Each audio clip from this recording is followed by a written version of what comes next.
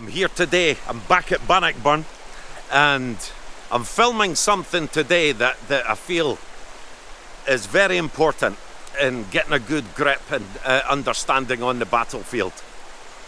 And I've walked from Milton Ford, which is the old medieval crossing point in 1314, and I'm making my way down the Bannock Valley towards the Carse. One significant feature that is going to feature in this film today, and it was so important to both days of the battle, and yet on modern maps and on modern day historical maps it's somehow not regarded that much, and in some places it's completely omitted or just not considered. That feature is Woodland, and we're going to find out just how heavily wooded it was back in 1314, how that affected the English movements, and what role it would play in the battle.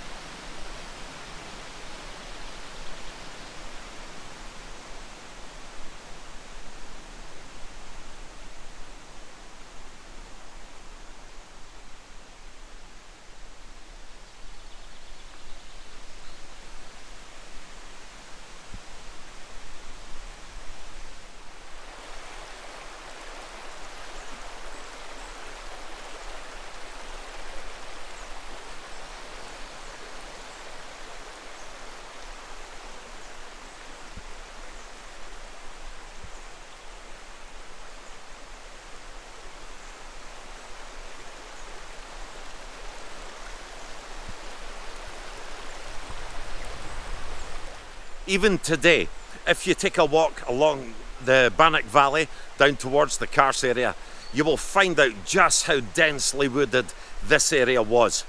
And these woods have been prominent and reseeding over and over again, and they go all the way back to the earliest maps, General Roy in 1750. Which means the further you go back in time, there's an increase in the woodland. And they form a natural fortress for the Dryfield. There is houses not too far up that way, and when you think of how impenetrable this is, both for light cavalry, heavy cavalry, or foot soldiers, there is no way that they would take that type of risk in coming down here and trying to assail the other side. It is just not practical, and it's extremely dangerous when you have an enemy up there. But the Dryfield, from the Bannock Valley, from Milton Ford all the way down to the Carse, and likewise the Pale Stream from St Ninians all the way down to the Carse, both are approximately 1 mile in length, and they are densely wooded on each side of the escarpments.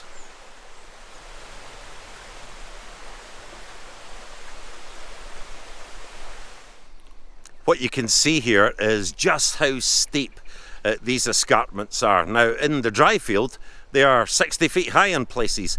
You can just see that house poking out at the top of the trees there. Now that is a formidable obstacle for anyone on foot or horse to come down and climb. But equally, this side of the Bannock Valley, this is the right hand side walking down to the Carse, this side of the Bannockburn is just as equally steep. The knights had to, after they were thwarted at Milton Ford, they had to go down towards the Carse to make camp, where they'd arranged to camp that night.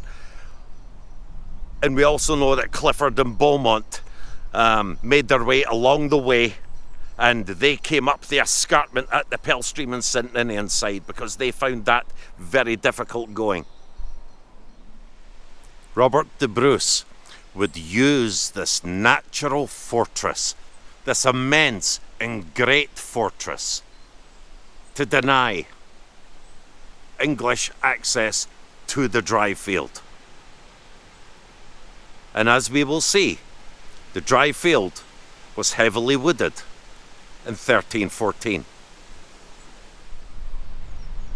If you come down, further down the Bannock Valley, you'll come to this park, and that is a great bridge down there that was built much later, a few hundred years later, but you can see just how high these escarpments are and how impractical it would be, keeping in mind that all that is going to be quite wooded up there. There's going to be thousands of trees, and why it would not be a suitable place for the English to fight. It's misleading for us when many of the maps don't describe the wood, or they omit the wood altogether. Philip Mowbray, who was the constable at Stirling Castle at the time, he rode out prior to the engagement at Milton Ford. He rode out to tell King Edward II that the Scots had blocked off the routes into the forest. And Milton Ford being the main medieval road of 1314, that road went right through the new park, which was a game reserve. And that would force the English, after trying and failing to get entry there, to seek other ways. Beaumont and Clifford were successful away at the other side, getting up on behind the Dryfield and onwards to Stirling Castle, but they retired back down to the camp in the Carse later on.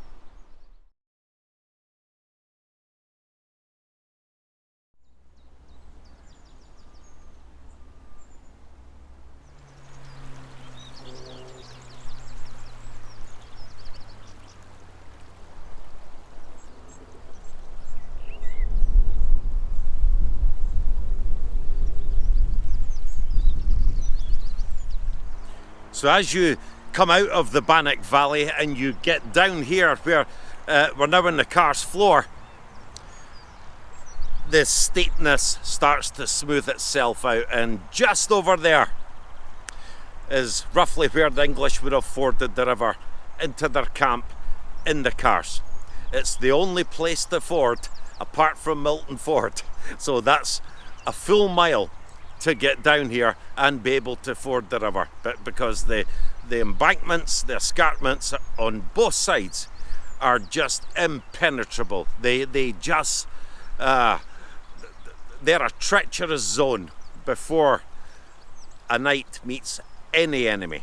So for anyone, knight on horseback or foot soldier, it's just completely impractical for them to descend through steep woods and cross the Bannockburn and go up the other side. So this is where they would have come. This is one of my favourite areas. I love this stretch of the Bannockburn just before we approach the Great Bend, which was also to have such a significant part on the fighting on day 2.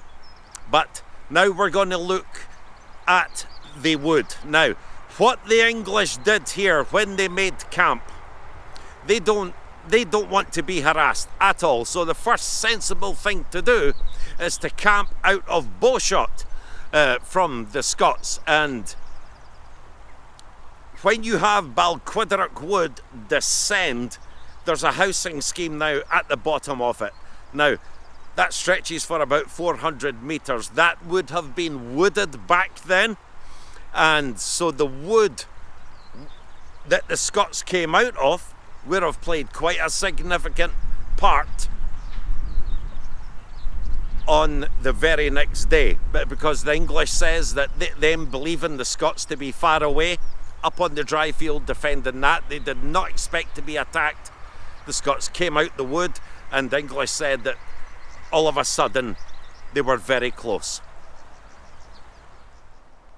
The English army are camped just beyond the knoll that you can see with all the trees on it. That is where King Edward II and his commanders based himself. They get a great view there where they can oversee their whole army. You can just see the Scots Monument, the Wallace Monument, I beg your pardon, on the extreme left there. Now, roughly where that hedge is, that is where the Scots came out the wood and advanced up till. James, the Black Douglas, commanded the division here on the right. Over there where you see that big pylon, that was Bruce leading his division on foot in the centre. Randolph, Earl of Moray, over the other side. So the English have camped out of bowshot, just beyond the hedge there. Now the Scots got so close in very quick time, right up to the English front, that there was likely between 60 to 100 yards between them. Not the full 100, because that's what English cavalry needed to get their horse up to maximum momentum to charge. The reality is approximately 60 yards. They were very close. The English had no room to deploy and no room to manoeuvre. They were also caught unawares. It is recorded that the English cried wassail and drink ale as they celebrated the night before for the fox hunt for the rebels which would come in the morning. They did not expect the Scots to attack. Now the Scots, as they came out of the wood in that early dawn light, they were told to get up early, form up and make their march here into the carse. They would have been concealed in that early morning light by the wood until that last moment when the English cast eyes on them. King Edward was astonished. "Will those Scots fight?" he said. Umfraville saw it, the chroniclers Trocklow saw it, Gloucester saw it, and Gloucester made that half-hearted charge against Douglas's division in a panic to try and thwart the Scots' advance, which would ultimately cost him his life. That wood that you can see in front of you is Balquhidderock wood. Still to this day an extremely dense wood which stretches for about half a mile. On General Roy's maps, 1750, before these houses were built, that wood stretched all the way down here.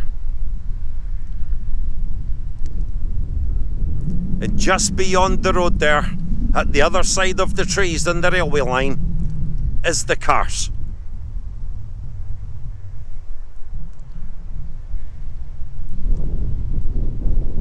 The Scots would have quietly descended out of that wood, and you'll see why it's impenetrable in a short while, as they made their way down here in formation, quietly, steadily, making their way towards their enemy. The area known as the Way, where the knights Clifford and de Beaumont made their way along, was right down where that road was, because they couldn't come into this area simply because of the density of the woods, and they were on horseback. They would ride along the Way. They would ride straight to Liveland's Bogs, come into some difficulty there, but they would find a way up the escarpment where they would meet the Earl of Moray and his Sheltram, and they would be repelled there.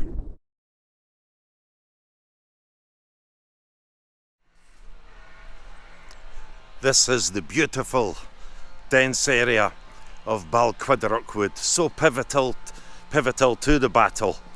I have just come into the entrance of the woods and still have to make it up this escarpment here. So you can see how steep this was.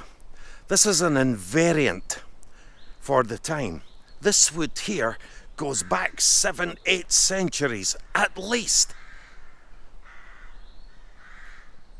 And it was a much denser wood, as we've discussed, back in the year 1314.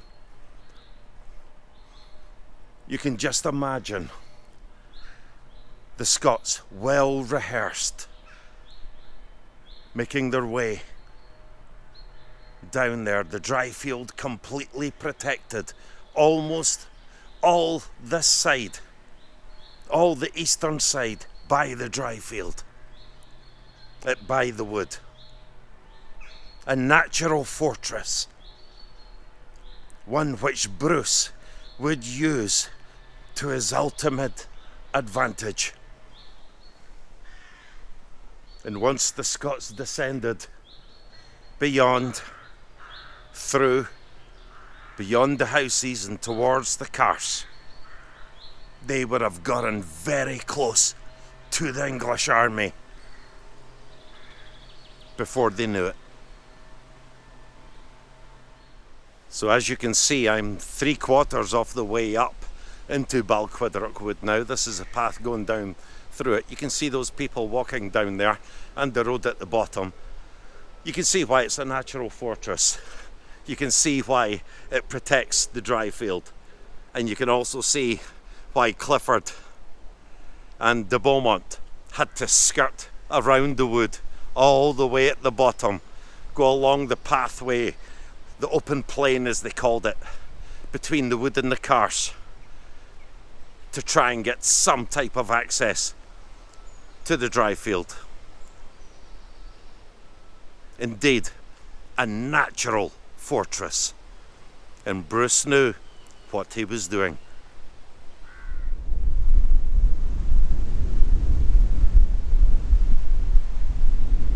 We're now at the top of Balquhidderock Wood on the Dryfield, where the Scots camped here before the second day of fighting. You can see Stirling Castle through the trees there in the background, and St Ninians is just ahead there beyond those trees, again heavily wooded.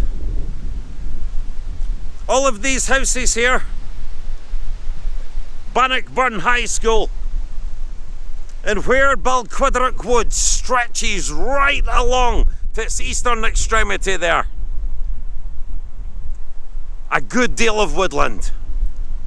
You can see St Ninians just poking out the trees there in the foreground. Now, Thomas Randolph, Earl of Moray, had to run from away over this area to along there to anticipate Clifford and Beaumont coming up the escarpment at some point, but they missed them there, and they had to go on much further towards where the modern police station now stands, and that's where they made their stand against them. You can see even today, without any interference, how the woodland takes control.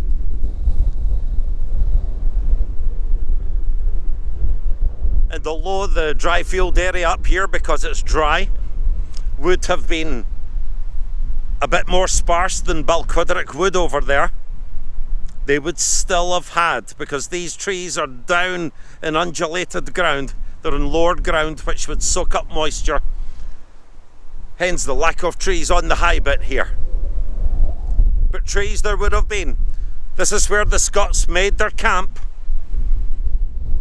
and this is where they get up early in the morning and they would make their move.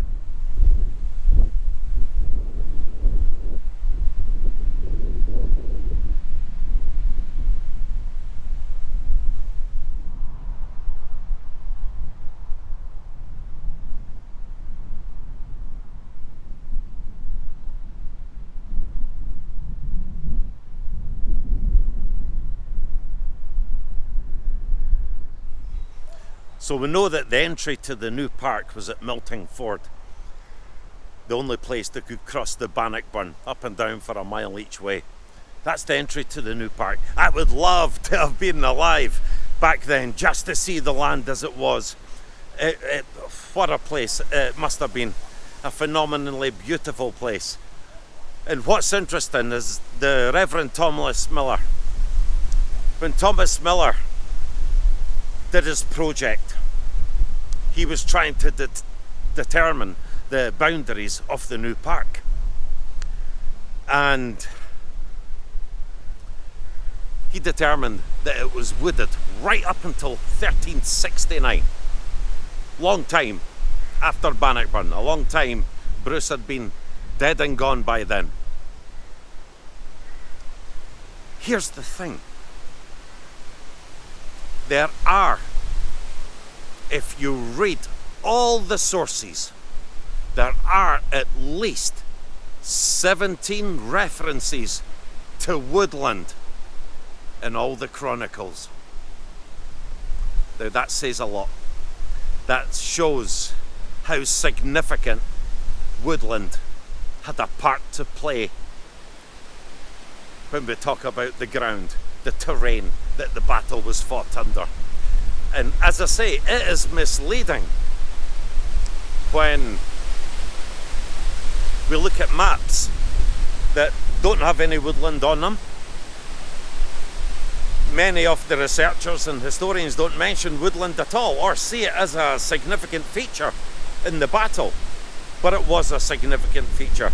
To be mentioned and referred to 17 times means it had impact, it had meaning. It determined in many ways how Bruce fought, what his plan was, and how the battle flowed from there. The new park back in 1314 was a game reserve. They would certainly have had wildfowl, we know that, due to the bogs, Halberts and Milton's bogs that were there long before any drainage took place. Those were significant bogs in 1314. That's where Edward Bruce defended entry to the Dryfield that way, so the English couldn't get through. But the new park would also most definitely have had deer in them. Deer do well in concealment, which says that there would have been a fair extent of woodland in the Dryfield, in the new park. Boar, more than likely. Why not? It says when the English approached the road to Milton Ford that they saw the Scots straggling under the trees as if in flight. So it's as if their vision was obscured by the trees, by the woodland. They saw movement, and that's where Bohun rushed in. So when they didn't get into Milton Ford and they made their way down to the carse, the fact that they camped out of bowshot, and we know that Balquhidderock Wood stretched right down onto the carse floor there, so that was well wooded. The banks of the Bannockburn are well wooded, the banks of the Pell Stream are well wooded, and they would have been well wooded back then. As you go back in time, the woodland increases.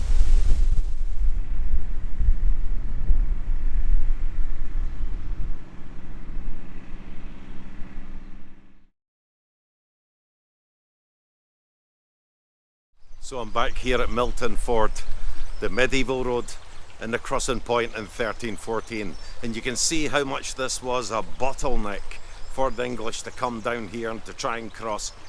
And way up there, just on the hillside, this is the entry to the new park. So the south side of the Dryfield here would have had